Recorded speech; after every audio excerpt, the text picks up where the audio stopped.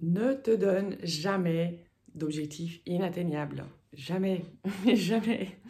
C'est le pire moyen pour bien rester dans ton TCA et bien te rendre malade et bien te dévaloriser. Je m'appelle Eliette Wettstein, je suis coach de vie et j'accompagne les personnes à dire merci et au revoir à la maladie de la boulimie, anorexie, hyperphagie. Et aujourd'hui, je veux te parler de ces objectifs pourris que tu te donnes et qui ont le seul résultat en fait de te rendre encore plus malade et de te dévaloriser encore plus et de confirmer en fait le fait que tu penses que tu es archi nul, etc. Je vais te donner tout de suite un exemple. Est-ce que tu t'es déjà donné comme objectif de perdre 5 kilos en une semaine? Eh ben moi je l'ai fait et plusieurs fois. Et je le fais plus, 5 kilos, mais il y a des fois je me donne encore des objectifs, mais voilà, et totalement irréalisable. Je le sais, intellectuellement je le sais, mais je me dis, si Eliette, t'es capable, tu peux tout faire. Et donc, bien sûr, ça ne marche pas. Euh, donc au niveau nourriture, en plus, laisse tomber, c'est juste une cata.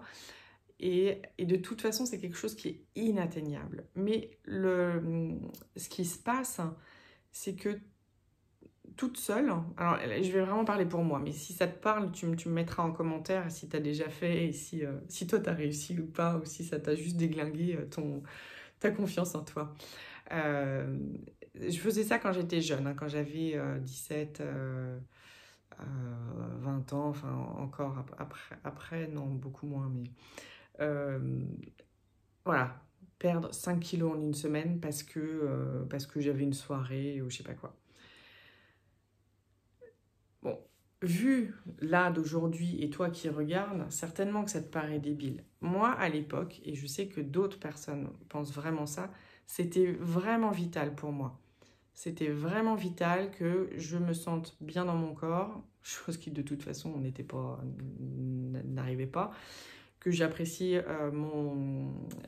la vision de moi-même, chose qui de toute façon, même je pense qu'avec 5 kilos de moins, ça n'aurait pas fonctionné. Mais j'avais cette croyance, mon mental me faisait réellement croire que j'allais me sentir mieux avec 5 kilos de moins.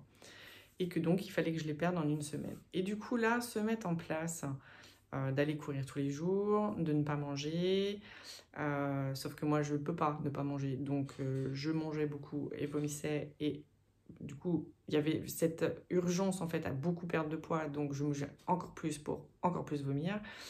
Et au fur et à mesure de la semaine, en fait, mettons que je me donnais 7 jours pour faire ça, au fur et à mesure de la semaine, mais c'était la catastrophe à l'intérieur de moi, puisque je n'y arrivais pas, que tout se mettait en place contre moi pour que je n'y arrive pas, et qu'il y avait zéro résultat, alors que vraiment je voulais cet objectif-là. Et donc là, c'était sur le poids, mais il y a eu d'autres fois. Ça pouvait être sur... moi, j'aime beaucoup la musique. J'ai fait du piano longtemps et j'ai fait du saxo. Pour moi, je commence le saxo, je suis déjà une pro du saxo. Et donc, je me dis, ben, dans 3 ans, je fais des concerts. Euh, je... Enfin, vraiment, je me fais plaisir et je peux devenir une pro du saxo. Donc bien sûr, je prends des cours au conservatoire, je m'entraîne tous les jours. Effectivement, j'aime beaucoup le saxo. Le saxo me fait du bien à l'intérieur du corps, comme le piano et comme la contrebasse. Ce sont vraiment 3 instruments qui me font du bien dans le corps. Euh, et s'il y avait eu de la place en contrebasse, j'aurais fait de la contrebasse. Mais saxo, il y avait de la place en saxo, j'ai fait du saxo. Il y avait ces deux choix-là. Revenons-en à ce que je voulais vous dire. Ouais, sauf que, mine de rien, il y a plein de choses qui se sont mises en place en fait pour que je n'aille pas au bout de ça. Alors qu'ils se sont mis en place ou que j'ai mis en place. Vous êtes toujours maître en fait de ce qui vous arrive. Mais je suis tombée enceinte de ma 4e, donc jouer du saxo en étant enceinte, c'était pas top parce qu'en fait on souffle quand même pas mal et moi je voulais pas souffler et faire descendre le bébé. mon saxo, j'avais acheté un truc qui était basique et donc n'était pas suffisant après pour passer les étapes, mais il fallait racheter un autre. J'avais pas les moyens à l'époque. Enfin, voilà. Et de toute façon, ça n'allait pas assez vite à mon goût pour aller à l'objectif que je m'étais mis. Ça, ce sont des exemples un peu... On est d'accord, hein, vu de là maintenant, ça paraît complètement pourri comme... et tu sais bien que ça va pas marcher. N'empêche qu'il y a beaucoup de gens qui font ça sur plein d'autres domaines. Même dans les entrepreneuses, là, quand vous vous lancez, vous vous dites ah, je gagne 10 000 euros là, dans 5 mois et ça cartonne, etc. J'ai fait ça aussi hein, il y a 3 ans. Donc effectivement, ça a bien marché, mais pas à hauteur de 10 000 euros par mois quand même. Et donc, il y a vraiment... Il faut vraiment séparer en fait un objectif et ce dont vous êtes capable. Dans le sens où, je m'explique, vous êtes capable de beaucoup, et beaucoup plus que ce que vous croyez. Et je me le dis à moi aussi, mais je vous le dis à vous, parce que je l'ai vraiment observé. Vous êtes capable de beaucoup plus que ce que vous voulez et vous avez une ambition dingue, que vous la voyez ou pas, que vous l'ayez mise sur les autres ou pas. Moi, je l'ai longtemps mise sur mon mari.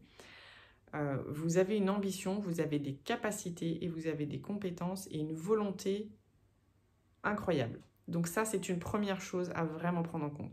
Sauf qu'après, vous oubliez un peu, puisque c'est votre façon de fonctionner, de ne pas être tout à fait ancré dans le réel, dans votre corps, dans le réel, dans le concret. Il y a dans la manière dont ça va fonctionner, où là, vous n'êtes pas tout à fait raccord. C'est-à-dire qu'un objectif, il y a... Vous êtes là, votre objectif, il est là. Ce que vous oubliez, c'est que ça ne se fait pas en une semaine, ou en 15 jours, ou en 2 ans. Et surtout, quand vous n'arrivez pas là, eh ben, vous perdez complètement pied.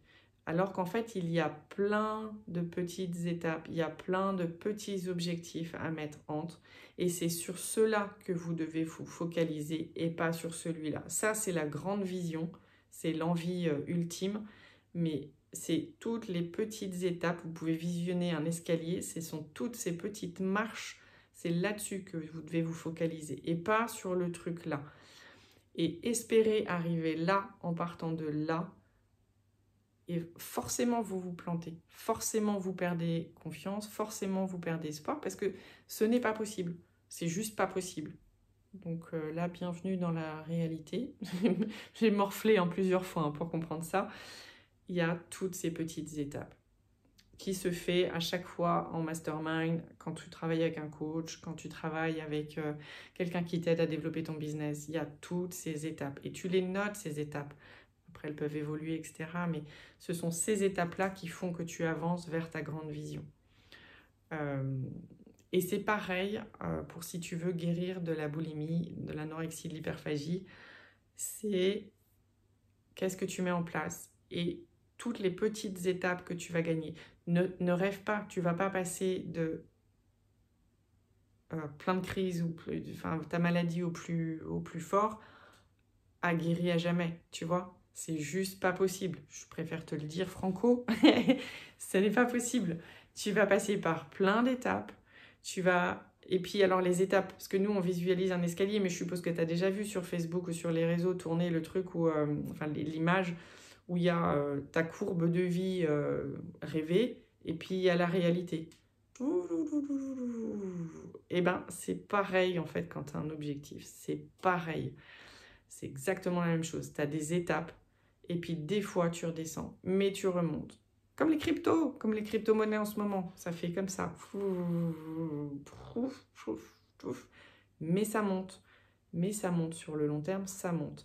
Donc, tous tes objectifs ont besoin d'avoir des trucs concrets, des étapes concrètes et juste des étapes en fait. Pas entre là et là, 2 jours. Non. Non. Mais je me permets de rigoler et de vous dire ça parce que réellement, je l'ai fait. Et parfois, je continue. Alors, est-ce que je continue à le faire ?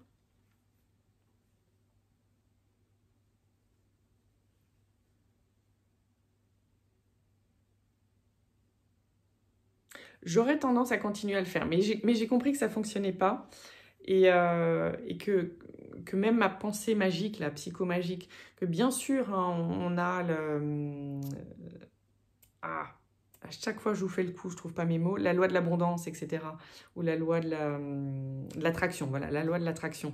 Bien sûr qu'on attire les choses à soi, mais n'empêche qu'on n'attire pas de là à là en 2 jours. On attire, bien sûr, et on attire les personnes qu'on a besoin d'avoir, on attire les informations, on attire beaucoup, beaucoup, beaucoup de choses, mais qui nous font grandir au fur et à mesure, qui nous font avancer vers notre objectif, mais qui nous font avancer au fur et à mesure. Donc, je me permets vraiment avec beaucoup de bienveillance de me moquer parce que je suis la première à avoir fait ce genre de conneries.